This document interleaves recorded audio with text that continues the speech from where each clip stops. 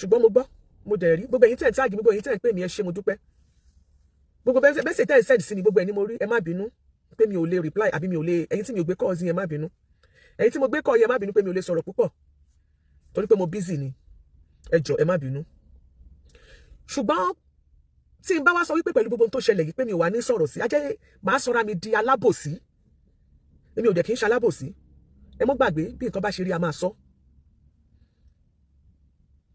ṣùgbọ́n àwa máa sọ ni ẹni tó bá létí kó gbọ́ ohun tí ẹ̀mí sọ fún àwọn ìjọ ọ̀pọ̀lọpọ̀ nínú ẹ̀yin tẹ́ ẹ ti ń gbẹnu sọ̀rọ̀ yìí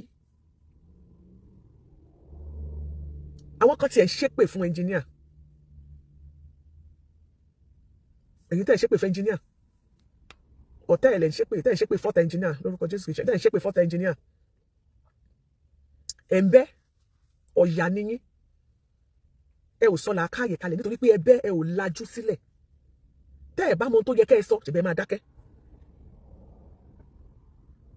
Ẹniọlá bọ́ síbí ìwọ náà la ojú ẹ rí orí gbogbo nǹkan tó ń ṣẹlẹ̀ sí wípé ẹnjìníà ni wọ́n ń blame ni wọ́n ń gbé búlẹ̀tì lé lórí orí ó ń gba búlẹ̀tì fún ẹni kó wá jẹ́ kó rí tiẹ̀ náà pé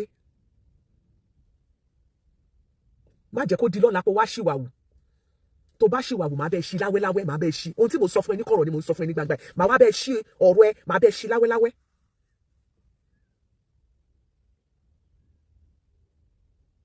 nínú gbogbo nǹkan tó wà lẹ́yìn tẹ́ ẹ bá ní kẹ́kọ̀ọ́ ẹ àkọ́ṣe blame ẹ fún Ẹniọlá ní 70% ẹ fún ọkọ ẹ ní 30. Sisi Alagbo ìwọ náà mọ̀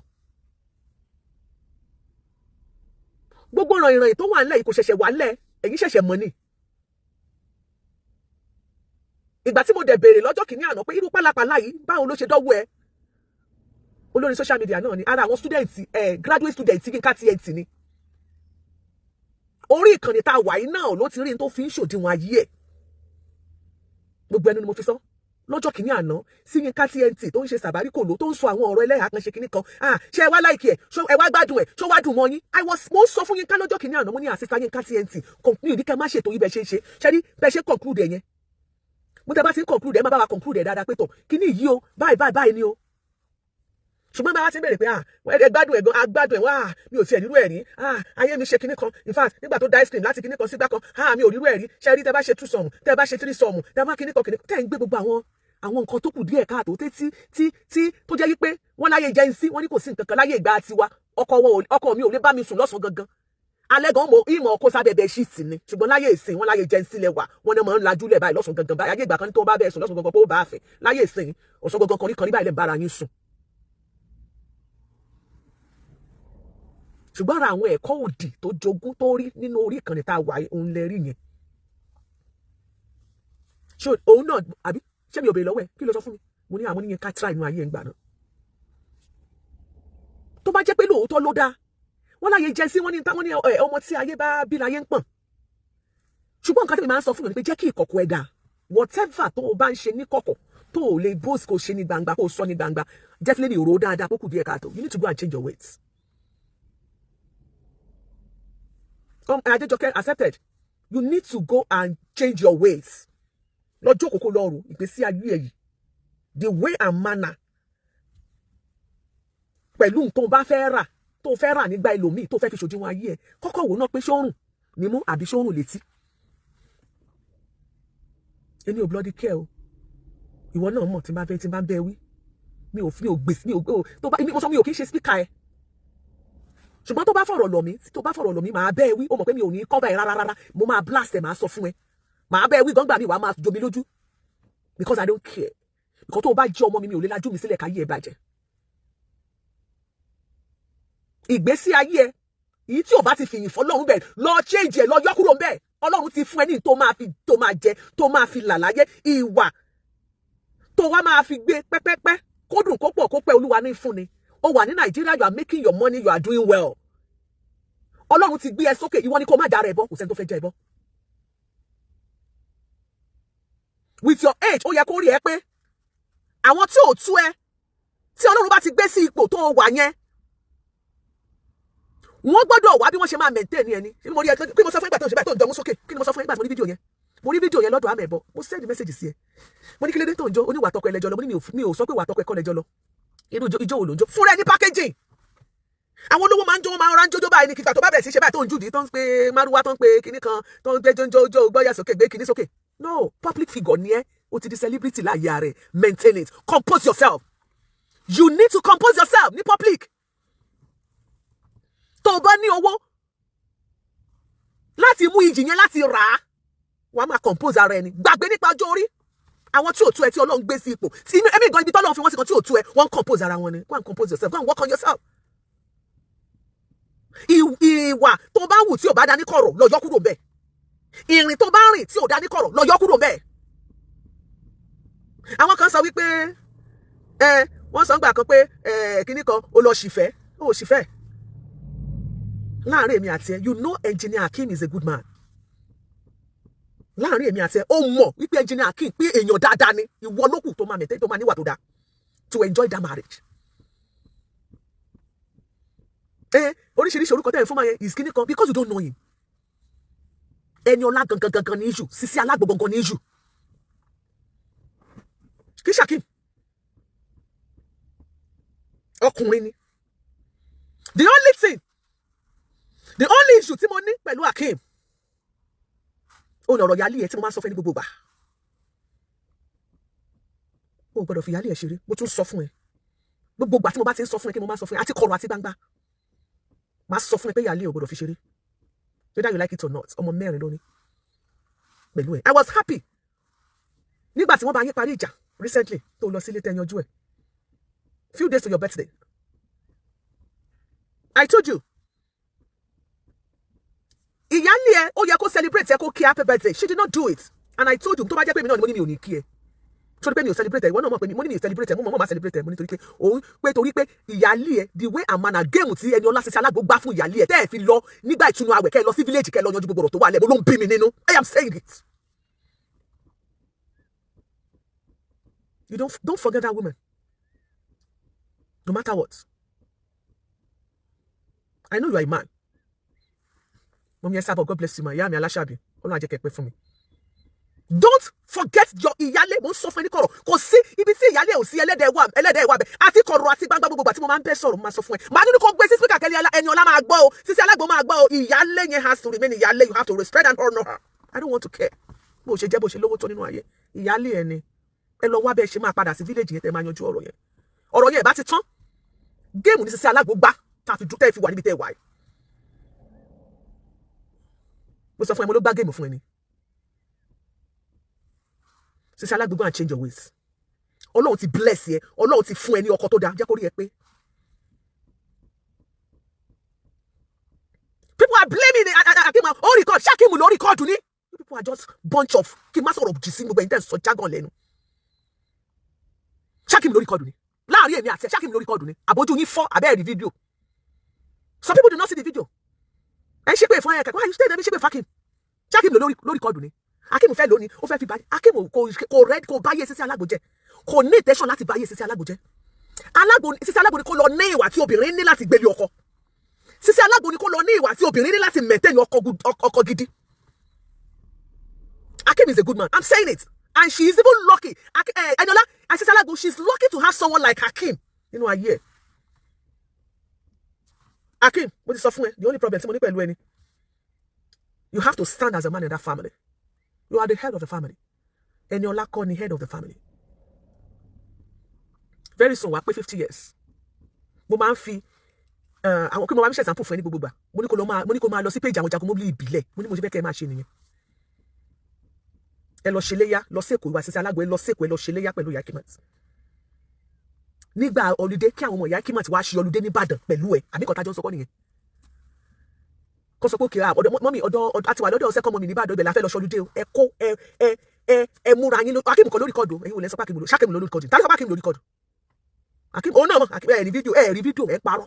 Nonsense gbogbo nǹkan tẹ́ analyse. Akeem kọ́ lórí kọ́ọ̀dù. Akeem is not a bad man. Ó jáde by mistake ni. Ṣé ẹ rí mistake tó dẹ̀ fi jáde yẹn tó fi post ẹ̀ kó fi ṣèkà. Ògòǹgò tí ó bá finish ẹ̀sìn góńgó orí mobile ní ti mú ni. Ọlọ́run kàn mọ́ fẹ́ expose wọn ni. Akeem kọ́ ló dẹ̀ introduce ẹ̀. Sisi Alagbo ló introduce ẹ̀ nítorí pé student ní nǹkan TNT dé. So ẹ blame Akim for 30%, ẹ blame Eniola for 70% or even carefully 75%. I am giving her 75%. I'm saying it publicly. Kí Eniola kó lọ jókòó, ìrìn tó bá rìn ní kọ̀kọ̀ àti ní gbangba kó jẹ́ kó rí ẹ pé. Mo like bó ti mú lemon kúrò nínú lemonade. Ó wà okay. Bàbá yálé lemonade dẹ̀ mú kúrò nínú lemon kò tiẹ̀ yé mi, but fine. Ẹ má gbàgbé, ilé iṣẹ́ Sisi Alagbo a ní àgbo 3 sàn. Fún gbogbo ẹ̀yin ọkùnrin tẹ́ mi rí ṣe. Àbí ìwọ ọkùnrin tó lè ṣe lórí obìnrin kan. Àgbo wa ń tà wàràwàrà nílé iṣẹ́ Sisi Alagbo. Alógùn fibroid. A ní àwọn tó ń wá ọmọ. Nọ́mbà tẹ̀lé pé Sisi Alagbo sí náà ní 08145 977043. Ilé iṣẹ́ Sisi Alagbo. Gbogbo àwọn nǹkan tó bá ní ṣe pẹ̀lú àwọn ọmọ ó wà nílé wa. Ọlọ́run fún ẹ. Ó fún ẹ ní ọwọ́ tó fi ń jẹ ewé àti egbò. Tí ọ̀pọ̀lọpọ̀ àwọn èèyàn dẹ̀ wá sọ thanksgiving. My friend is a witness. My own friend tó ti wá ọmọ for years. Ṣé bá gbọ́ ẹ ló mu? Àgbo tó mu for 100,000 naira. Ẹ tó wá ọmọ for 23-24 years. Ó dẹ̀ bí ọmọ nígbà tó dé ọ̀dọ̀ ẹ ni mo fi mọ̀ Eniola. Jẹ́ kó rí ẹ pé God has blessed your hands. Ó yí àwọn tí ó ti ọwọ́ pọ̀ fún wọn ní àgbo mímọ́ kan tó máa rò pé kí ló máa fi sínú àgbo yẹn tí wọ́n ti ti ọwọ́ ẹ lóyún tó ti bí ọmọ tó máa ní kó máa kà àwọn babies yẹn tí Ọlọ́run ti pò fún wọn ní ewé àti egbò tí wọ́n ti bí ọmọ àwọn ọmọ yẹn is more than 400-500. Tèmi tí mo ti rí àwọn táwọn ti wá padà wá bá mi l'Amẹ́ríkà yìí mo ti ní ẹni tí mo ti introduce sí ẹyọ bíi 4 tán ti lóyún tínú mi dùn tí mo sọ pé àwọn ṣé báwo ló ṣe ṣe woman àmọ́ mi fẹ́ start ní UK tọmọ wọn wà ní UK àgbo ẹni mo introduce ọmọ sí ní last year now wọ́n padà pé ọmọ Iyalaje ọmọ yín ti lóyún. God is blessing your hand jẹ́ kó rí ẹ pé jẹ́ kí ìrìn ẹsẹ̀ mọ́ má ba ya rẹ̀ jẹ́.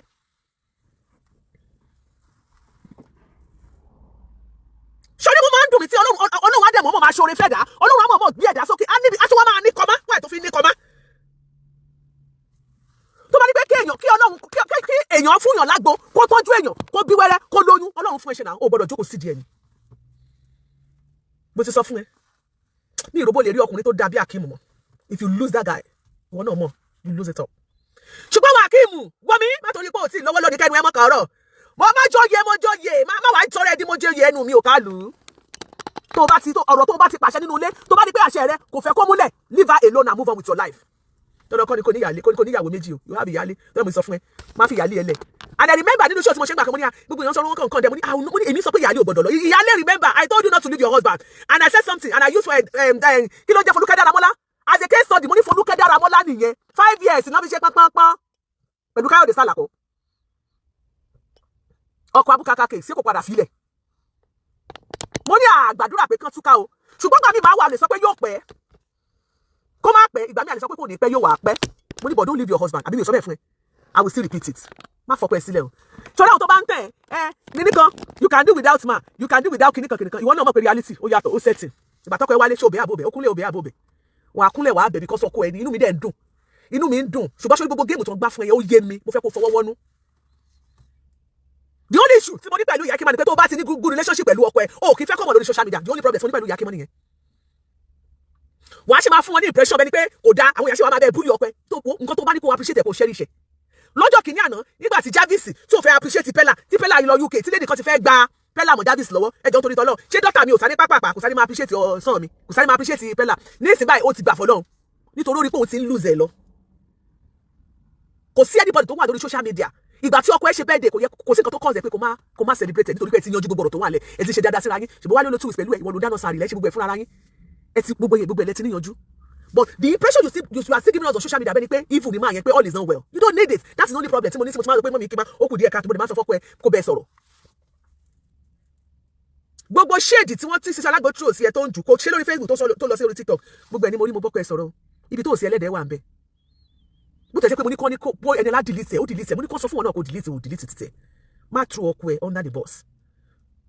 Kò sí anybody tó hold any explanation lórí social media tí inú ilé ẹ bá dùn tó gún ó gbọ́ mi enjoy your marriage. Ẹ ṣe ìdílé yín bí ìdílé Jagunmọ́lú ìbílẹ̀ I'm always proud of that family I don't know why mo máa ń like máa lọ sórí page wọn kí ló máa inú nǹkan máa ń dùn ni bí wọ́n ti ẹ̀ ń jà ní kọ̀rọ̀ wọn ò gbé wá sí gbangba gbogbo nǹkan àríkàn fi hàn wá wípé ni wọ́n dùn ẹ ṣe ìdílé yín náà bẹ́ẹ̀ náà ẹ ṣe ìdílé yín náà bẹ́ẹ̀ náà ẹ kọ́ ti show mi ẹ fún Ìyá Kímọ́ kò sí anybody tó hold any explanation kò sí anybody tó wà lórí social media tí wọn ò fẹ́ kó marry kò sí ẹni tó máa bẹ́ ẹ sùn tó bá bẹ́ ẹ sùn wọn ò lè gbẹ́ bùkátẹ́ 100%. Di ọkọ ẹ mú be proud of him he's a good man you are very lucky to have him mo rí nǹkan tó ń dùn ẹ pé this man the man is a caring man torí ẹ gbogbo orúkọ oríṣiríṣi ẹ máa ń fún Akeem lórí social media ó kàn máa ń dùn mí ni.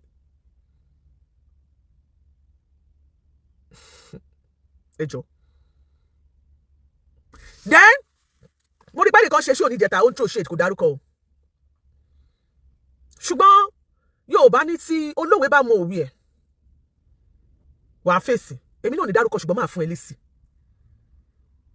wọ́n wá ti bàbẹ́ ó wá ní kinní kan ọ̀sán gangan kò sẹ́ni tó ń bẹ́ẹ̀ du anybody àkọ́kọ́ mo fẹ́ kó mọ̀ yí pé gbogbo ìgbà tó ṣì wà pẹ̀lú ẹ̀ ó ti ń polówó ọjà lọ́dọ̀ mi èmi ò ń ṣoníjẹkújẹ o Amẹ́ríkà náà ń pè bí o èmi náà ń ṣiṣẹ́ ni bó ṣe ṣiṣẹ́ ní Nàìjíríà tó fi mẹ́kọ̀ owó ẹ̀ tí tó ń struggle pé kí ojú má tì ẹ̀ èmi náà ń struggle bí kójú má tì mí mi ò tọrọ jẹ lọ́wọ́ anybody arakún laṣọ gbági kò sẹ́ni tó máa wo òdò dọ́jà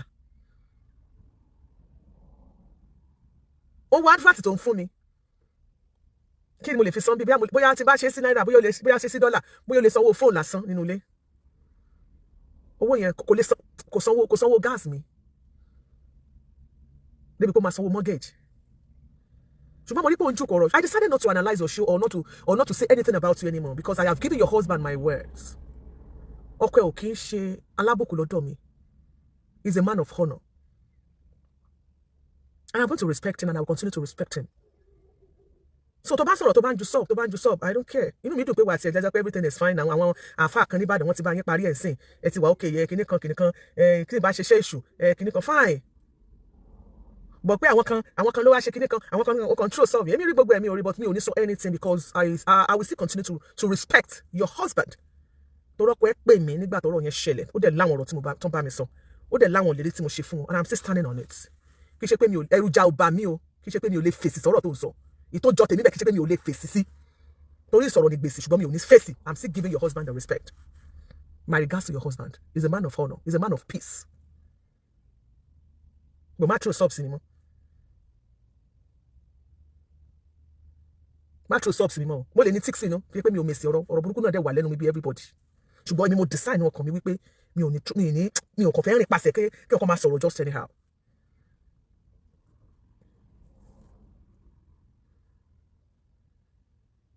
So ìyẹn ti lọ báyẹn so advice ni mo ní fún Sisi Alagbo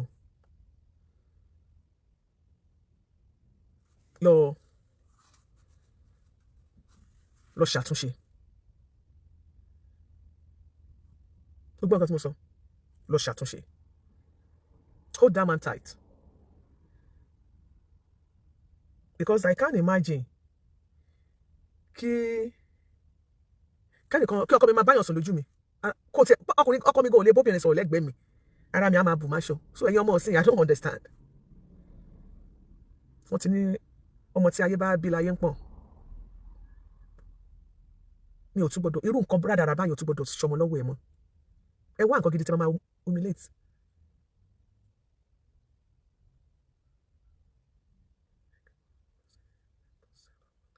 Àdìkẹ́ Moses you don't understand mo ti gbá látàná Sister Jọkẹ́ Àdìkẹ́ Moses kò lè yé yín àwa la wà nínú géèmù yẹn ìsọ̀rọ̀ ní gbèsè anything tẹ́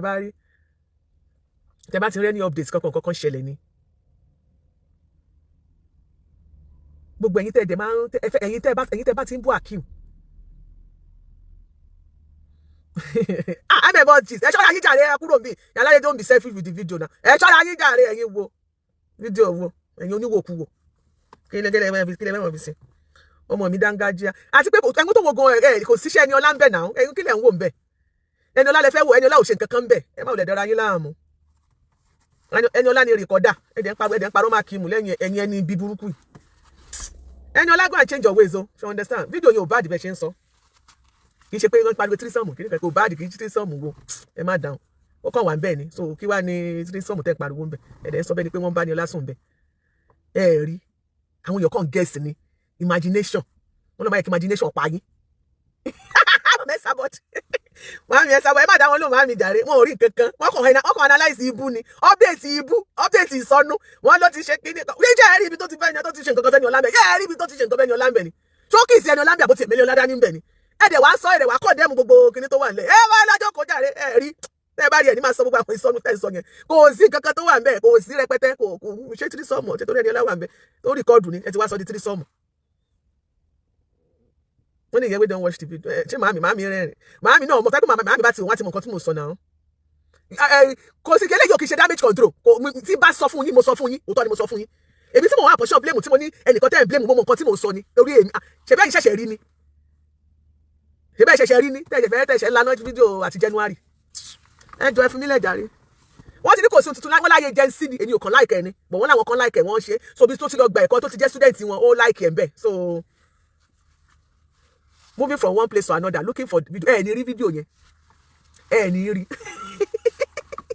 ẹ ní rí ẹ̀yin oníwòkuwò ẹ ò ní rí lọ́lẹ̀ pa ẹ ò ní rí mo rí rẹ talk show ẹ wá ka ẹ jókòó ẹ tọ́jú àwọn ọmọ ẹ fọmọ lọ́yàn ẹ bá mi bá bọ̀bọ̀ mi ṣeré ẹ̀yin àti dáàdì gbọ́ ẹ ṣiṣẹ́ mi ẹ fún wa ní bèjì èwo ni kíní mọ́mí ni I saw the video I was on it mọ́mí ṣe ń tá máa emulate nìyẹn báyìí ṣe ń tá máa emulate lélẹ̀ mọ́mí wa ẹ̀wọ̀n ṣó yẹ kẹ́ máa wà ọ́ ní pẹ̀lú tó wà nílẹ̀ yìí torí Ọlọ́run màámi ẹ ṣọ́ra yín o ẹ jẹ́ ká máa emulate tó dání ẹjẹ́ àṣẹ màámi ṣe é tí wàá máa wà àwọn ọmọ kéékèèké ẹ̀ mọ̀ ṣe wọ́n ní Mọ́rìnsọ́lá ní just explain this more mi ò explain anything more ìkìlẹ̀ fẹ́ gbọ́ mo ti sọ ohun tó ṣẹlẹ̀ nínú fídíò yẹn fún yín and I'm telling you kò sí rẹpẹtẹ báwọn èèyàn ṣe gbé so èmi ò like irú nǹkan báyẹn because èmi ara mi ò tiẹ̀ ní gbà ara mi ò ní gbà I can't just watch I can't be watching my husband mi ò ní gbà rú ẹ̀ mi ò ìbẹ́rin mo fẹ́ jàre mo fẹ́ bẹ̀rin jàre mọ́ mi mo rí rè mi ò lè gbà rú ara mi ò ní gbà so kò báwọn èèyàn ṣe ń pariwo ẹ̀ yẹn kò sí ní ìsinmi àdẹ̀tí lágbo tírísàn wà fẹ́yìn tẹ́ bá fẹ́ ṣerú ẹ̀ tẹ́ bá fẹ́ strong dáadáa màámi ẹ ṣọ́ra yín o bí wọ́n ṣàpálágbó ni yín màámi ẹ̀yin náà mọ̀rú àwọn àgbo ìgbà tẹ́ ń ta kóńdó àbí tí fún Adédèjì ṣé ẹ̀ mọ́rú tú tó ń pa ni ṣé ẹ̀yin mọ nǹkan tó ń pa tú tó ń pa ní Canada ẹ̀yin alágbo náà ni kọ́lọ́ ń ṣàánú wa o kó ṣàánú wa lọ́wọ́ yín báyìí gbogbo nígbà tí ẹ̀yin ẹlẹ́ni bá ti mu àgbo tán ọwọ́ ẹ̀yin alágbo ò ká mọ́ bó lè ti red pant èmi ò rí red pant o red pant wo màámi ẹ ṣọ́ra yín ẹ̀wọ̀ ẹ fi mí lẹ̀ jàre ó tilẹ̀ ẹ má dá màámi lóhùn jàre kò sí rẹpẹtẹ ẹ̀kọ́ ní kẹ́kọ̀ọ́ jà ká kọ́ ń bẹ̀ ẹni ọlá ni kó lọ ṣọ́ kó lọ wà mo ti sọ̀rọ̀ ságbọ̀n Adédèjì wà níbí Jésù Iyalaje Jésù Adédèjì ẹ má bínú ìmọ̀ pé wà lórí ètò ìbẹ́ yìí náà ra kíní sẹ́ra kóńdó ní àbẹ́ òjẹ̀ ní kíní àbẹ́ oníkẹ́ má bínú ẹ̀yin náà ra àbẹ́ yìí náà ń lo tiyín ẹ̀yin gbogbo èyí tẹ̀ ń rà náà ṣáàmọ̀ màámi ẹ̀kọ́ má sọ̀bẹ̀ gbọ́ àwọn tó ra kóńdó ẹ̀ ṣáàmọ̀ kan tó fi ń ṣe ni ṣáàmọ̀ bóyá fọ́sọ̀mù fáìsọ̀mù ni ṣáàmọ̀ fọ́sọ̀ tiwọn níbi tí wọn ti dálé síta ni gbogbo wọn ṣé ní gbogbo àwọn guys gan sọ pé kò sí nǹkan tó jẹ́ big deal bẹ́ẹ̀ ebi lọ́dọ̀ tèmi Sódómù àti Gòmórà gan ò ṣe tó báyìí Ọlọ́run wọn ní Iyalaje gbé wa débẹ̀ màámi ẹ̀ ṣọ́ra yín Sódómù àti Gòmórà ò ṣe báyìí lọ́dọ̀ tèmi o because èmi ò kí ń ṣe pastor mi ò kí ń ṣe evangelist but at least for some ibi tí mo gbé tí mo ní ìgbàgbọ́ mi tí mo dẹ̀ ní ẹ̀kọ́ ọ̀rọ̀ mi ò láì kírun nǹkan báyẹn mi ò tiẹ̀ kí ń fẹ́ gbọ́ sétí rárá so mi ò fẹ́ gbọ́ ẹni ọlá ni ibi tó bá ti ń gbẹ́ mo sọ pé mi gbọ́dọ̀ rí lórí péjì yẹn mọ́ o lè lọ síbẹ̀ kó kọ èèyàn lè lọ síbẹ̀ náà tó bá jẹ́ yín ká ṣe ti bá ń ṣe show ó tẹ̀ tí pẹ́ tí mo ti débẹ̀ la mo máa lọ síbẹ̀ mo máa enjoy mo lè wo àwọn show mi wà tó máa ṣe tí mo máa enjoy tó máa jókòó síbẹ̀ ìmáàdẹ̀ ti débẹ̀ tí bá ní kó ti dùn ẹ̀ sí sọ ọ̀rọ̀ kíní kan mi ò ní síbẹ̀ mo ń lọ nìyẹn mi ò fẹ́ gbọ́ ni so oníkálùkù ní kó lọ bí tó ti máa gbọ́ àwọn ẹ̀kọ́ òdì kó ká ṣọ́ra wa ìwọ tó bá dẹ̀ jọkọ ìwọ náà máa wo ibi tí ìyàwó ẹ̀ ti máa kẹ́kọ̀ọ́ òdì ìwọ tó bá dẹ̀ jẹ́yàwó máa ṣọ́bi tọ́pọ̀ ẹ̀ náà ti mẹ́kọ̀ọ́ òdì wá nílé kò ju bẹ́yẹn lọ bọ̀ nínú ọ̀rọ̀ tó wà nílẹ̀ yìí kò sí big deal rẹpẹtẹ mọ́ nínú ẹni wípé àkọ́kọ́ ní mi ti ẹ̀dùn náà pọ̀ wọn àti godmother before wọ́n ti bá wọn parí ẹ̀ so she's not a godmother I'm happy to hear that I'm fine kò sí wàhálà àláfíà láwà God bless you ẹ ṣé o Iyalaje ọ̀rẹ́ mi mo rí ẹ jàre God bless you ó ṣe I'm fine àláfíà everybody wà Iyalaje wait for my own video now wọ́n ní kí ẹ máa dúró èmi kan retí ẹ̀ ìtẹ́ ti ń rà ó yẹ ká ti rí iṣẹ́ tẹ́ fi ń ṣe àìmá níṣẹ́ tẹ́ fi ń ṣe gan tá a bá ti ríṣẹ́ tẹ́ fi ṣe látàwọn pé kí ní ìgangan ẹ̀ ń lò bóyá kẹ́ ẹ ṣe lò bóyá ẹ̀ ń sàbó lóògùn ti pé kẹ́ ẹ sà ẹ jẹ́ ká rí fídíò yìí náà ń ta ṣé fọ́sọ̀m lẹ fẹ́ fún wa àbí tírísọ̀m is bad ẹ jẹ́ mo fẹ́ béèrè kan ọkùnrin ẹni sùúrù ọkùnrin kí ni ìyàtọ̀ láàrin tírísọ̀m àti túsọ̀m ẹ jọ̀ọ́ kò yé mi ẹ jọ̀ọ́ ẹ ṣàlàyé ẹ̀yin ọmọ jẹ́nsí kí ni ìyàtọ̀ láàrin túsọ̀m àti tírísọ̀m náà panu tírísọ̀m kí ni ìyàtọ̀ láàrin túsọ̀m àti tírísọ̀m ẹ jọ̀ọ́ ẹ ṣàlàyé fún mi mo wà lórí comment section because I don't understand túsọ̀m and tírísọ̀m kí ni what's the difference ṣe gbọ́ àwọn èèyàn sọ pé ó ní síbi but lọ́dọ̀ àwa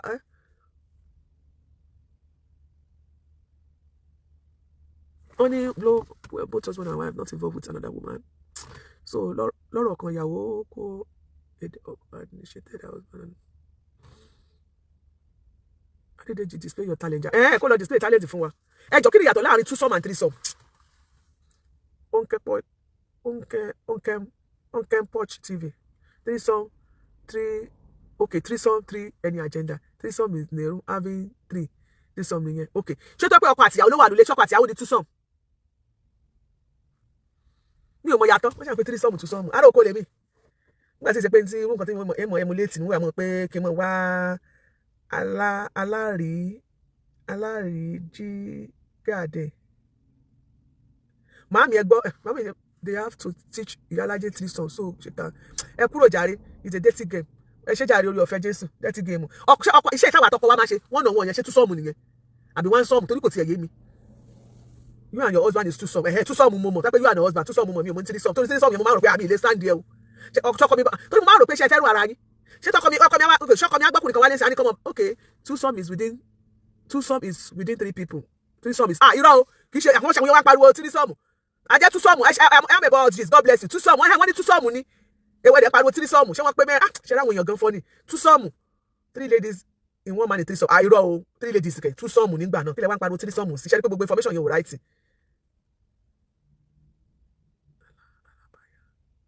Irọ́ alábàáyà ò sí ńbẹ̀. Ibo lẹ ti rí? Èmi ò mọ̀. Ṣé alábàáyà wà? Ibo lẹ ti rí alábàáyà? Mi ò mẹ́ni. Iyalaje, I want to have 3 songs with you and Adede. Ta ló sọ bẹ́ẹ̀? Màámi.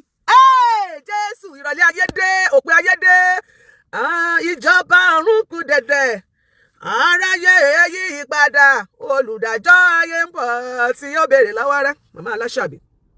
Tí yóò béèrè lọ́wọ́ mi, Iyalaje. Tí yóò béèrè lọ́wọ́ rẹ̀, Adédèjì. Pé báwo ló ṣe lò ó? Ìgbésí ayé rẹ̀. Ẹ̀bùn tó Olúwa fún wọn o, báwo ló ṣe lò ó? Báwo ló ṣe ṣe sí ṣàbùtọ̀ Ọlọ́run wá fún ibi tó ní kó lò sí nìyẹn. Màámi Aláṣàbí ẹ má gbé yẹn wá o. Ẹ má gbé yẹn wá o. Ṣé rí nǹkan tó ṣẹlẹ̀ ni pé àtúnṣe ọmọ lára àtúnṣe. Ó ṣàpọ̀ wọn àtọkọ ẹ̀ ni. So pé òun bá wọn ṣe recording yẹn lèmi ò like. Yes. So gbogbo àwọn tó bá wò wọ́n mọ̀ kì í ṣe pé kí ni kò dá. Mi ò sọ pé ó dá o. Ẹ má tún mi gbọ́ o. Ohun tí ò dá ó dá. Ohun tí ò dá. Ẹ má kọ́kọ́ yín kọ̀kúkọ̀ nù ilé mọ́. Tẹ́ bá ti mọ̀ pé nǹkan ò dá ẹ mọ́ mu lọ nù ilé. Tẹ́ bá jí kẹ́ calculate ẹ̀ sí. Ẹ wá béèrè lọ́wọ́ ọkọ. Ṣó rírú ẹ̀ pẹ̀lú ṣó ṣerú ẹ̀ ṣé ìyálé ṣó ṣerú ẹ̀ pẹ̀lú ẹ̀rí? Ani no. Wọ́n ní kó wá choose pé okay, táwọn ní kémi àti yín choose pé okay, táwa ní obìnrin gidi tó mú náà méjèèjì. Ta lẹ́ mú. Ṣáni tó kọ́ ní ti jẹ́ sí, àbẹ́ni tó ń bá ṣe dájú àmọ́ mi tí gbogbo wa mọ̀ tí gbogbo wa like tó fìyìn fọ́lọ́hun. Ṣé ẹ mọ̀ pé ó yàtọ̀ síra wọn? Tí wọ́n kí ní ìmọ̀ ìjàbọ̀ jáde. Ṣé ẹ mọ̀ pé ó yàtọ̀ síra wọn? So nǹkan tí ò dá o, èmi ò fọwọ́ sí o, èmi ò like it. I don't appreciate it. I don't like it. So she has to stop it. Màámi mi ò ṣe sẹ́. Ẹ má mẹ́bọ ẹ ní ká mẹ́bọ join. Èmi ò mẹ́ tó ń jẹ́ bẹ́ẹ̀ Aishi vlog mi ò mọ̀. Ẹ mẹ́ tó ń jẹ́ bẹ́ẹ̀ mi ò mẹ́ tó ń jẹ́ Aishi vlog yìí. Mi ò mọ̀. Èmi ò mẹ́ tó tún jẹ́ bẹ́ẹ̀. Mo lè lọ wojú. Bóyá kí sẹ́ni yẹn ṣe page nìyẹn mo lè lọ wojú ẹ̀ kí wá bóyá òní. Wàláhì mi mọ̀. Aishi vlog. Màá lọ wo. Mi ò mọ̀ ẹni yẹn.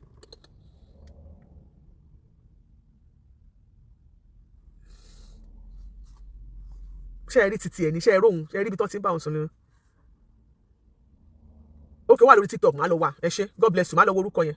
Ẹ jọ̀ọ́ send orúkọ yẹn sórí WhatsApp mi. Màá lọ wà for real màá lọ wà. Èmi ti bá wí. Wọ́n like send it. Wọ́n ní no. Màá lọ wò sẹ́. Ìmẹ́ tó ń jẹ́ bẹ́ẹ̀ wọ́n ní send it to me I want to confirm it. Kí lẹ fẹ́ wò ń bẹ̀? Àní nǹkan ò dá ní ká tó send ẹ̀ sí. It's not anti alábàáyà o ṣe ti gbọ́. Ẹ gbogbo nǹkan tẹ́ sọ gbogbo àwọn tó wà lórí TikTok kò sẹ́ tí mo mọ̀ bẹ́ẹ̀ tẹ́ kàn dárúkọ yẹn kílẹ̀ ta ló ṣe pé no. Bẹ́ẹ̀ni sọ tèmi tọ́pẹ́ ṣe wọlé ni má bọ́ akínú bí nǹkan tá ti correct sí yín. Àní kò kọ́ ló ṣóun ló rìkọ́ọ̀dù ní kò rìkọ́ọ̀dù. Irú báwọn náà ṣe bá ń rìkọ́ọ̀dù èèyàn bá okay ọkùnrin ń ṣiṣẹ́ lọ́wọ́ tó tún wá gbé kámẹ́rà bá wọn rìkọ́ọ̀dù ní báwo lẹ ṣe ń ronú báyìí tẹ́ ẹ̀ bá rí ẹ sọ́pẹ́ ẹ̀rí náà. Amen. Tẹ́ ẹ̀ bá rí ẹ sọ́pẹ́ ẹ̀rí náà. Mi ò lè fún ẹ ó bá sọ $10,000 Adédèjì mi ò fún ẹ. Bá mọ làágùn so wọn náà pàfọ́ọ̀mù tiẹ̀ àti lágbo alẹ́ àgbo lọ́dọ̀ Sisi Alagbo 3 song tẹ bá fẹ́ ra àgbo ìjú wà àgbo kéte tó bá ń wọ́ ọmọ ti infection wà iléeṣẹ́ Sisi Alagbo àti lágbo 3 song ìwọ ọkùnrin tó lè ṣe dáadáa tó lè gbé wọn débẹ̀ tó lè nà ìyàwó ẹ̀ lánàá sáré tó lè nà ìyàwó ẹ̀ kó invite friend ẹ̀ wá àwọn àgbo yẹn wà nulẹ̀ tó bá fẹ́ bá wa sọ̀rọ̀ lórí ẹ̀rọ ìbánisọ̀rọ̀ wa 08143977040 ṣé 40 àbí 43 ẹ jẹ́ kí n wo àdírẹ́sì yẹn dáadáa o.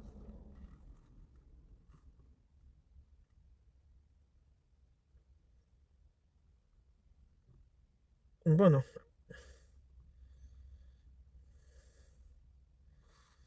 Ẹ jẹ́ kí n wo ẹ má bínú mo fẹ́ confirm address yẹn dáadáa ni.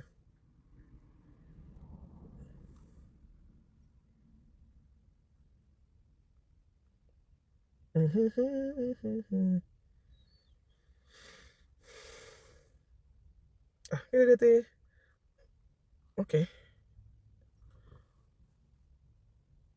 Oh, sorry, mo ti gbé fúnra wọn. 08145974370. Ẹ̀yin tẹ́ bá fẹ́ kàn sí iléeṣẹ́ Sisi Alagbo. 08145974370. Before we buy, but we need to confirm. Kò ní jẹ́ wá ràgbó lọ́wọ́ wa, ẹ wá sí iléeṣẹ́ Sisi Alagbo. Ẹ ràgbó lọ́wọ́ wa, ẹ wá sí iléeṣẹ́ Sisi Alagbo, kẹ́ wá ra àgbo. Ẹ lọ ṣe the needful.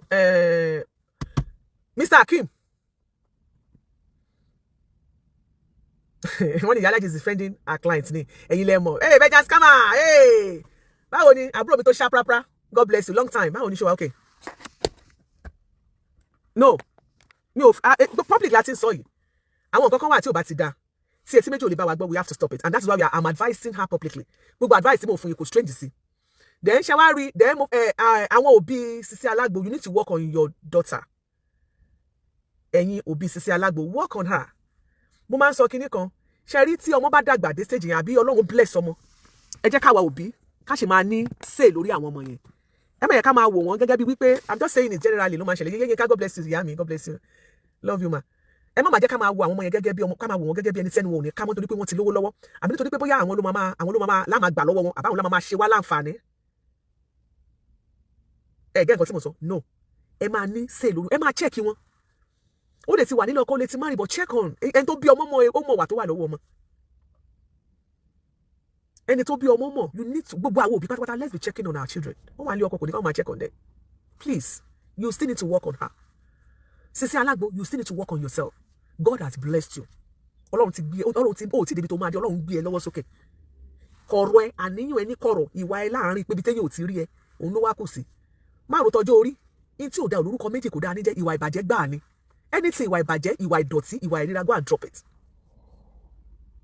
Mo sọ fún ẹ lọ́jọ́ kìíní àná, mo ní bí mo ṣe wà yìí, mo ní anybody tó bá wá sọ́dọ̀ mi, mo ní tẹ́ ara ẹ ó bá ti kọ òótọ́ ọ̀rọ̀, mo ní you cannot move closer to me.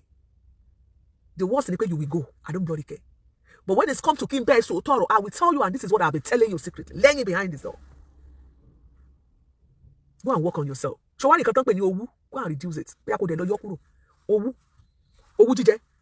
Owú, go and work on it. Nígbà tí ọkọ ẹ bá wà lọ́dọ̀ ẹ, mọ̀pọ̀dọ̀ ẹ ló wà enjoying it. Tó bá lọ sọ́dọ̀ ìyálé ẹ̀, ìgbà ẹni kọ́kọ́ ni kó wá máa pè. Ìgbà kọ́kọ́ ni máa disturb. Ẹ lè pè kẹ́ni àbáwo ni kankan ṣàlàfíà lẹ́wà kankan, ìyẹn dáa. Kó ní kálukú mú ààyè, torí ìyálé yẹn ò ní kọjá ààyè, ìwọ náà má kọjá ààyè. You need to change your ways. Owó yẹn ló mú kúrò bẹ́ẹ̀. Akim, máa bọ̀. Mo ti sọ fún ẹ, you are a man. You are the head of the family and you have to remain the man. Tó bá fi ẹ́ joyè àwòjọ ní láti lè gbẹ́ nìyẹn. Ìwọ ló gbọ́dọ̀ jẹ́ aláṣẹ nínú ilé yẹn. Ìgbà tó bá fi nǹkan ìríra nǹkan ọ̀dọ̀ tí tó bá fi lò ẹ́, ó yẹ kó rí tiẹ̀ lé pé to say no or to say yes. O lè sọ pé torí o fẹ́ràn obìnrin kó fẹ́ satisfy you want to make such a lady happy, you want to make a woman happy. Ó wá sọ gbogbo ìranù tó bá gbé wá ni wàá máa sọ yes sí ni wàá máa gbà mọ́. Ìyẹn ò mú ẹ gẹ́gẹ́ bí ọkùnrin. Kò jẹ́ kó jẹ́ ọkùnrin. Mo mọ̀ pé o fẹ́ràn àwọn ọmọ ẹ̀, ò fà àwọn ọmọ ẹ̀ ṣeré rárá. O fà àwọn ọmọ ṣeré. Ìyàwó Sisi Alagbo mọ̀ pé o fà àwọn ọmọ ṣeré. Bóyá ayé tó kọ́kọ́ wà ìyá ọmọ jẹ́. Mo mọ̀ pé o fà àwọn ọmọ ẹ̀ ṣeré, you love them and you are ready to do anything for them. Fine. Continue doing that. Máa ṣe, o lè ṣe better. Take care of ìyálé ẹ, take care of àwọn ọmọ. Lóòótọ́ o lè máa ní púpọ̀ lónìí, ṣùgbọ́n tó lónìí máa ṣiṣẹ́ kù lọ́la. With baby Sisi Alagbo ṣe wà tó ṣe assist ẹ, tó ṣe promote ẹ, tẹ́jú tó fọwọ́sowọ́pọ̀, it's very good. Ìwọ̀nba nǹkan tẹ́ ẹ bá rí nínú ibẹ̀ yẹn, ẹ lè kẹ́rí bí gbogbo yín bá fọwọ́sowọ́pọ̀ pẹ̀lú nǹkan tó ń jáde lọ́dọ̀ Sisi Alagbo, èyí tó ń jáde lọ́dọ̀ tiẹ̀, èyí tó ń jáde lọ́dọ̀ ìyá Ikímọ́, ẹ̀yin mẹ́tẹ̀ẹ̀ta, gbogbo tó ń jáde nínú ìdílé yẹn, ó ti tó láti jẹ́ kí ìdílé yín strong. Ó wá mọ̀ tó wá ṣe bẹ́ẹ̀ ni pé èmi á wá bẹ́ẹ̀. Ẹni obìnrin tó o bá fẹ́ bá sùn jọ nítorí ìtọ́lọ́run máa lọ rà dáàbòbò. Torí HIV is real. Èrè kí ló máa jẹ́ fún ènìyàn kó jèrè gbogbo ayé kó wá so ẹ̀mí ẹnu lórí adùn tí ò dẹ́ẹ̀kẹ́. Lórí téèyàn máa ṣe láàrin ìṣẹ́jú mẹ́wàá àbí ìgbádùn ìṣẹ́jú mẹ́wàá ìṣáájú pátápátá 30 minutes pátápátá ìgbádùn over 90 téèyàn máa ṣe tó wá máa so ẹ̀mí ẹnu tó máa pàdánù ẹ̀mí ẹ̀, ta ló máa tọ́jú àwọn ọmọ? ẹlòmíì ti para irú nǹkan báyẹn ó ti lọ ká àìsàn ó ti gbá àìsàn yẹn bó ṣe gbé fún ìyálé ó gbé fún ìyàwó ó gbé fún girlfriend ó gbé fún àlè ó gbé fún ìyàwó neighbor ó gbé fún ìyàwó mẹkáníìkì ó gbé fún ìyàwó láńlọ́ọ̀dù tí gbogbo ẹ̀ máa ṣe kíni tó máa escalate tẹ́mi bá wá sọnù ta ló wá máa kù. bọ́ mo bẹ̀yìn nítorí ìtọ́lọ́run ẹ jìra yín lámùrè mo wá tó wá fi àsìkò mo fẹ́ fi bẹ gbogbo ẹ̀yin tẹ́ ń bínú lórí ọ̀rọ̀ yẹn ẹ má bínú ẹ kàn já gbà wípé inú ilé ẹni lèèyàn ti máa ń jẹ kòkòrò wẹ́rẹ́ náà ṣe kàn bí onídodo àbí nǹkan ọlọ́run kàn fẹ́ kó jáde síta ni ọlọ́run fi títóbi ara rẹ̀ ó fi hàn ọlọ́run fẹ́ kí wọ́n change ways wọn ni ọlọ́run fún wọn ní second chance ni ṣé ní gbogbo nǹkan táwọn èèyàn ṣe wọ́n tún fẹ́ fi correct wọn náà ni ṣùgbọ́n máa bẹ̀yìn ẹ má bínú àgbo trisom wà ó dẹ̀ ń tàwọn ara ẹni tó rà á lánàá ó sọ pé ó mú àgbo yẹn báyìí ìyàwó gan ó fẹ́ sá jáde nulẹ̀ ìwọ ọkùnrin tó lè ṣe dáadáa lọ rà á ṣe wá àgbo trisom yẹn yàtọ̀ tó jẹ́ trisom ó lè tún mú three babies jáde triplet jáde ń bẹ̀ ẹ lọ dánwò ló bí ìyá ọ̀kẹ́rẹ́ 081 4397 4370.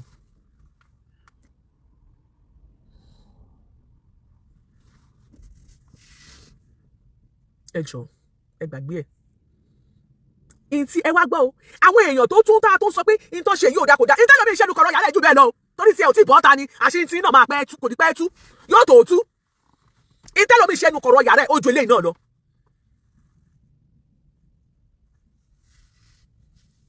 ẹlòmíì tí ẹ gbéṣẹ́ ni ó ń gbéṣẹ́ ni.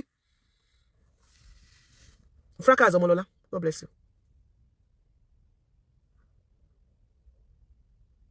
I'm telling you ẹlòmíì gbéṣẹ́ tẹ́lòmíì ju ti àwọn eléyìí lọ.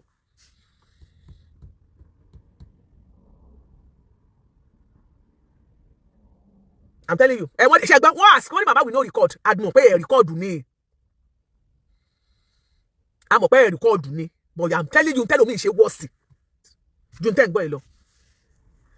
Ọkọ ẹlòmíì jalè, ó ń jalè, ọkọ ẹlòmíì jalè. Òun náà máa bú ẹlòmíì. Ọkọ ẹ̀ ń jalè, ọkọ ẹ̀ ń gbébọn. Ó dẹ̀ mọ̀ pé ọkọ ẹ̀ ń jalè, ọkọ ń gbébọn. Ṣé yẹn ò burú? Ọkọ mi báyìí ló máa mú ìyàwó ẹ̀ jáde ló máa lọ drop ẹ̀ ní bus stop tí ó ti lọ ṣolóṣó tí ó ti gbéṣẹ́ mọ́jú. Èwo la àti máa gbọ́rú ẹ̀, èwo la àti ìgbórí mẹ́. Kò wọ páńpẹ́ kankan. Wọ́n ní kò wọ sísá mo nílé wà láì kò wọ páńpẹ́ kankan.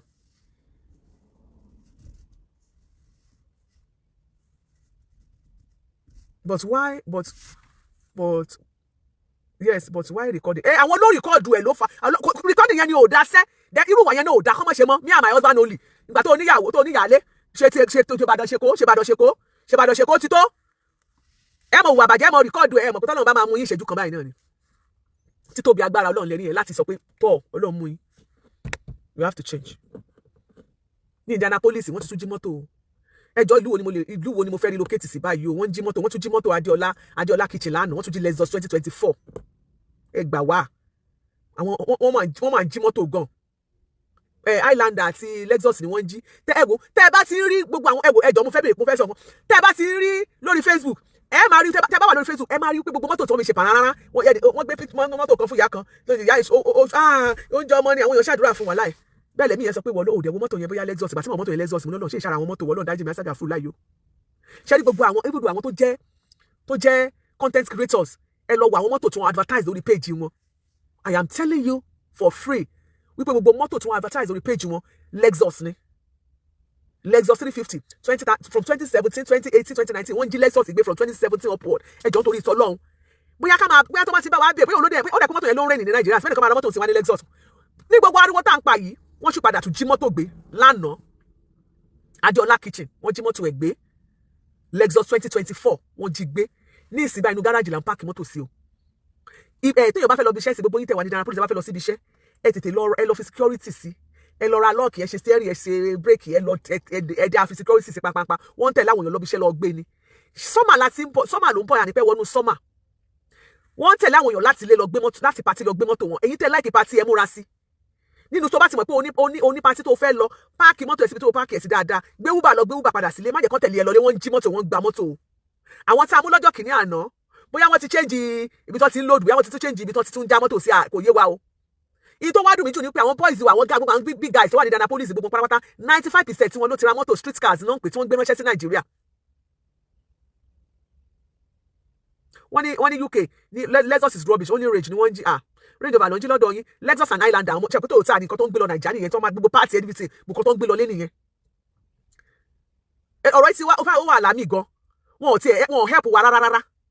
Ní ìsìn báyìí tẹ́ bá fàdúrà ràn wá lọ́wọ́, ẹ mọ̀ tí fàdúrà ràn mọ́tò wa lọ́wọ́, tẹ́ bá sọ pé ẹ pẹ́ fún wa, ẹ mọ̀ sọ pé mọ́tò yín náà ó pẹ́ fún yín o, because mọ́tò gan ẹwẹ́ ni wọ́n jí mọ́tò ẹnìkan ní ìjẹrin, ìyẹn ti ra mọ́tò fún wọn ni ora Highlander, wọ́n ní clean title mọ́tò ó tún gbé mo ní clean title mọ́tò gbogbo rẹ̀ ó gbé gbogbo dọ́kúmẹ́ntì mọ́tò ṣì wà nù mọ́tò ó ti ṣe registration ó ti ṣe insurance lé lórí ó kó gbogbo dọ́kúmẹ́ntì sínú mọ́tò wọ́n wá gbé mọ́tò lọ, irú yẹn ra mọ́tò fún wọn ni torí kọ́bọ̀ òní nígbà lórí insurance.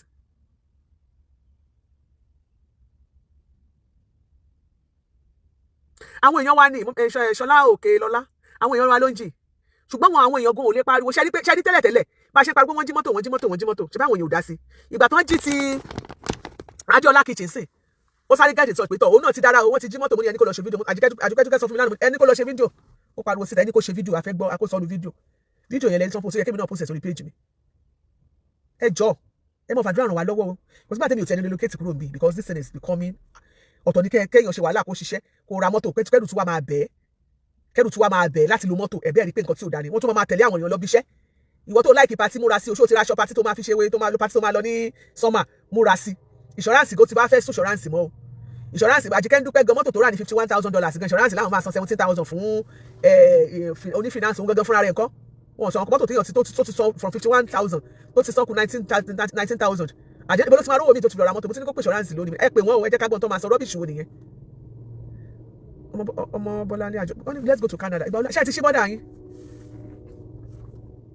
ẹ ṣí bọ́dà Canada ká máa bọ̀ torí mi tiẹ̀ ti sún mi ká bá ń jà ká parí ẹ̀ wọ́n ní Canada own worst ẹjọ́ mi ò wá mọ́ àmì Jésù mọ́ mi ọládùn olóyè olówó God bless you wọ́n ní Iyalaje mọ́tò yín á pẹ́ fún yín o ẹ ṣé o ẹ má fàdúrà go to Afghanistan yín lẹ́mọ̀ mi ò lọ ẹ ṣé o wọ́n ti fàdúrà ẹ bá ti gbàdúrà fún ẹ mọ̀ fi àdúrà ràn mọ́tò lọ́wọ́ kí mọ́tò kẹ́ because tó bá ní intention pé mọ́tò tó fẹ́ rà ó gbé mọ́tò gidi ó wá ní òkè mọ́tò tó gbà yìí ó máa lò fọ́dún 5 kó tó change ẹ̀ ẹlòmíì wà kò lè fọ́sẹ̀ kọjọ́ méjì wọ́n ti gbé. Indianapolis àmọ́ àwọn èèyàn àwọn Nàìjíríà wádẹ wọ́n jí fò ẹ lọ sórí Facebook ẹjọ́ tẹ́ bá ti ní mọ́tò tí ń ṣe pàrọ̀ pẹ̀lú mọ́tò ẹ má bá wa béèrè pé ṣọmọ yóò sí ní Indianapolis ẹ má bá wa béèrè pé ta ló sẹ́ndì ẹ̀ sílé. mo rí kan lára àwọn content creator fẹ́ ta mọ́tò kan Lexus ni wàhálà kò lè gbé gbogbo mọ́tò yẹ kó gbé jáde fún wa ṣe inú engine ẹlẹ́tì máa rí ẹlẹ́tì máa pè Lexus ni wọ́n kàn ra ṣó bọ́dì díẹ̀ ṣe gbogbo ẹ̀ kí ló dé ṣé wọ́n jí gbé ni.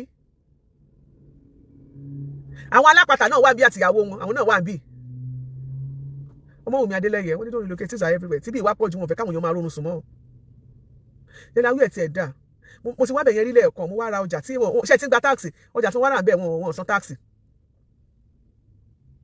mo láìkì ọ̀dọ̀ yín yẹn ó wà peaceful lóòótọ́ ó kéré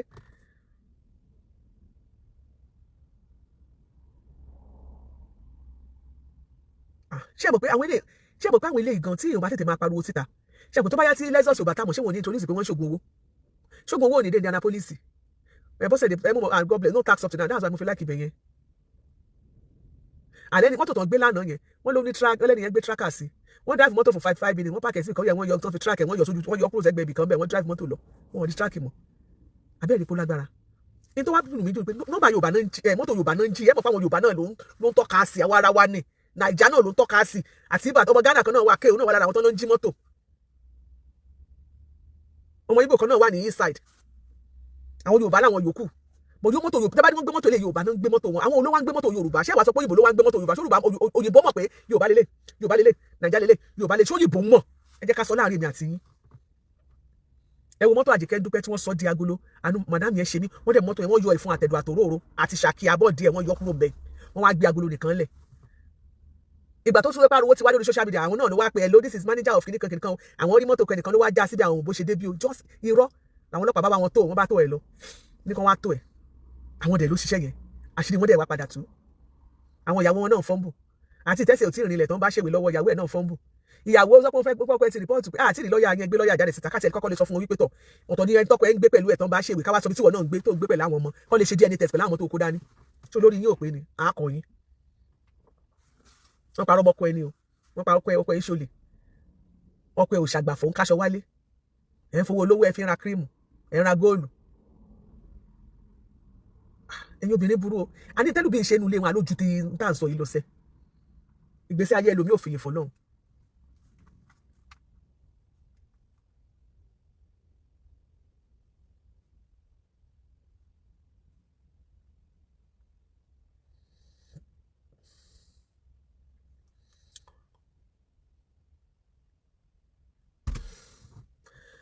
ẹ̀yin tèmi ẹ ṣé o ẹ jẹ́ ká máa lọ mo sì máa jáde mo fẹ́ ṣe show mo bí àwọn máa fi ṣe recorded ní fún àáfàá àlùsùn náà àbí kí ló ń jẹ́ yẹn máa yẹn tó kàn rántí yẹn ẹ lọ wo blood pressure ẹ wo ẹ tó bá ti máa fà yẹn kó lọ wo ṣé àáfàá àlùsùn náà ni máa ṣe fídíò ó lè má gùn tó ń dragi Saheed Òṣùpá tátú jáde tá lóun apologize tájáde tá tún play voice note tájáde tá tún ní ohun tó apologize ẹ jẹ́ tí wọ́n gbé wà òkè Benja scammer while I broke your car what I put house oh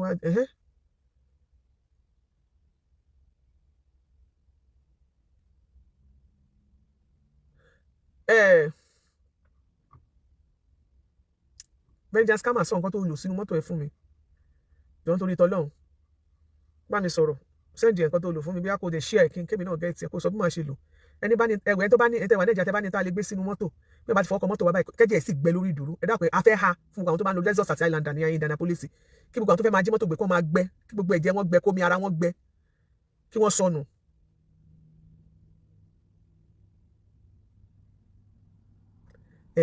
Benja scammer wá já mi sí o na so Igbo promise it won't happen again ọlọ́pàá intervene wàlá African voodoo jọ nítorí tọ́lọ́ mo ní interest o ó ṣe ọkọ mi God bless you jọ mo ní interest àwọn olórí burúkú mo lè páàkì sínú gàrájì náà páàkì ọkọ̀ sí mo lè jáde lẹ́ẹ̀mẹ́wàá ìmọ̀ lọ ìmọ̀ bọ̀ náà ni mo gbé síbẹ̀ ìmọ̀ lọ ìmọ̀ bọ̀ náà ni ẹ jẹ́ kí n máa lọ jàre mo kí gbogbo àtàjọ ṣètò lónìí thank you so much and God bless you ẹ jọ gbogbo yẹn má bínú sí nǹkan tó ṣẹlẹ̀ yẹn please ẹ jẹ́ kó lọ ẹ tó bá fẹ́ rajà ẹ bá wa rajà ìwọ tó bá sọ pé nǹkan tó bá ní nǹkan kan nínú tó ń dùn ẹ́ tó bá ní nǹkan kankan tó yẹ kó o ṣe tó ń dùn ẹ́ tó yẹ kó o ṣe tó ń dùn ẹ́ tó ìyá ti pé bóyá òun wọ́ mọ́ ó dẹ̀ mọ̀ pé ó ń dùn ẹ́ ó ń àfẹ́tẹ̀ nínú ilé ó wá torí pé ó ní ìkórira tí ẹni tó mọ̀ pé tó bá dọ̀dọ̀ ẹ̀ tó bá ta nǹkan tó bá ra nǹkan lọ́wọ́ ẹ̀ ó lè tún ayé ẹ̀ ṣe ó kọ́kọ́ lọ gbé ìbínú yẹn àti ìkórira yẹn kọ́kọ́ lọ gbé sẹ́gbẹ̀ kan bí ẹ̀ ní ìkórira gbé síbì kan tó bá ètì ẹni yẹn gan ṣáà ọ̀dà káyé tiẹ̀ nítumọ̀ ó gẹ̀ẹ́tì ẹ kàn sí iléeṣẹ́ Sisi Alagbo God bless you all thank you so much and God bless you ẹ ṣe gbogbo ẹ̀ta àjọ darapọ̀ mọ́ ẹ jẹ́ kí n máa lọ I'll see you later. ẹ wá ara ohun tí mò ń tà gbogbo lówó African store Lady K gbogbo lówó store African store kí lẹ fẹ́ tẹ̀lé níbi ẹ kàn sọ fún mi náà ẹ kàn mention sí comment section or ẹ type WhatsApp number mi ló wà lójú screen ẹ pick number mi bẹ́ẹ̀ ẹ type ẹ pé nǹkan báyìí ni mo fẹ́ kẹ wá wò bóyá mi ò ní rìtà fún yín mo wá nǹkan tẹ fẹ́ rà mi ò rí tí mi ò ní rìtà fún yín àfi nǹkan tí ó bá lè sí ní African store but tó bá jẹ́ nǹkan tó lè wà ní African store ni ẹ máa bí ní Lady K African store gbogbo lówó store ní store Lady K African store ẹ̀yin ìyá mi ẹ̀yin bàbá mi ojú òní tí yàn ẹ má dáwọ́ dúró àti máa patronize mi o ẹja ti wà o ẹja gbígbẹ ó wà gbogbo ẹ̀yin tẹ́ nídìí ẹja panla kíká tó gbẹ dáadáa is available ẹ̀yin tẹ́ nídìí ẹja tó ò ṣẹja panla kíká mangana fish ṣẹ́rí ẹja yẹn tẹ́ bá fi ṣe ráìsì abẹ́ fi ṣe ẹ̀gúsí àbí ẹ̀fọ́ rírò ẹ máa jẹ oúnjẹ yẹn jìnnà very delicious eléyìí dùn jẹja àrọ̀ lọ ó dùn ju ẹja ọ̀bọ̀kú lọ mangana fish ó wà available ẹ̀yin tẹ́ bá nídìí Thailand fish kílẹ̀ dúró dé ẹ̀yin yá mi Thailand fish wà available ẹ̀yin tẹ́ wà lamẹ́ríkà sí ti bá fẹ́ páàkì ẹja ránṣẹ́ sí yín màá kọ́kọ́ páàkì ẹ̀ sínú páálí kan màá ṣẹ̀ṣẹ̀ wá gbé sínú páálí ńlá so that tí àwọn post office bá tẹ̀ ń di ẹrù sórí àwọn páálí yẹn kò ní léèrù because mọ́bì mi kan pé mi wọ́n lẹ́jà àwọn rú that is why tó jẹ́ pé gbogbo àwọn tó dẹ̀ rẹ̀ jà mo bá bí wọ́n pé ẹjọ́ ṣẹ́jà yóò wò kan tó gbèdé wọ́n dẹ̀ sọ fún mi pé kò so mo dúpẹ́ lọ́wọ́ yín mo ti bẹ̀ yá mi yẹn náà wọ́n dẹ̀ ti let go àti ní yẹn ti di pass rẹ̀ so mo jẹ́ ẹ náà dẹ̀ mo ti sọ fún wọn pé mo tún ti lẹ́ẹ̀dẹ̀ sí anytime tí ma fẹ́ pack ẹja lọ sí America màá kọ́kọ́ dì sínú one box màá ṣẹ̀ṣẹ̀ wá gbé sínú big box tó bá tiẹ̀ máa dẹrù orí big box yẹn ló máa jókòó lé kò ní jókòó sórí tó wà ní débi tí ẹja máa rún so ẹ̀yin tí bá fẹ́ rẹ ẹja ẹ fọkàn balẹ̀ ẹja yóò ní rún mo ti mọ new method tí ma fi bá yín pack yẹn so ẹ̀yin tí bá nídìí ẹja gbígbẹ ní America is available ẹja wà àwọn fine fish ẹja bí tó ṣẹ̀ṣẹ̀ dé ni ó wà available ẹ tètè pè mí kí n bá yín send ẹ ẹ̀yin tẹ́ bá nídìí ẹni tí tẹ́ bá tiẹ̀ fẹ́ ẹjọ ó wà bíbá bó jẹ́ àwọn tíì náà ni ẹ má dé gbàgbé pé ẹni tí tẹ́ bá rà láti America ẹ ní sanwó shipping gbogbo ẹ̀yin mọ́mì mi ẹ̀yin dáàdì mi ojú òní tì yín gbogbo ẹ̀yin Lady K mọ́mì tẹ́ like àdìrẹ tuntun mà ti wà pẹ̀lú àwọn different style ṣé gbogbo àwọn àdìrẹ tẹ́ wọ́n mi báyìí sample ni wọ́n àwọn míì gan tiẹ̀ wà gan tí mi tiẹ̀ tú síta tó jẹ́ pé ó tún ṣe kíni ó tún mú yes tó yẹ pé àwọn yẹn wà nínú store náà. So àwọn tẹ́ bá ti fẹ́ ẹ máa ṣe kíni ẹ máa bọ̀ wá ọkẹ́ pè mí. Ẹ̀yin tẹ́ bá dẹ̀ fẹ́ braid irun yín náà tẹ́ bá wà ní tòsí ẹ máa bọ̀ wá. Mo ń ṣe irun náà o, mo ń ṣe irun. Ẹ̀yin tẹ́ bá fẹ́ ṣe irun tẹ́ bá fẹ́ braid ẹ pè mí, mo máa ṣe braiding. Owó mi ò dẹ̀ gara, fast dẹ̀ ni mo ti bá yín ṣe irun yín tán ẹ ti lọ. So gbogbo lòun ní Lady K African Store. Ojú òní tí ìyẹn wá patronize mi tó bá dẹ̀ jẹ́ àwọn nǹkan àdúrà ni.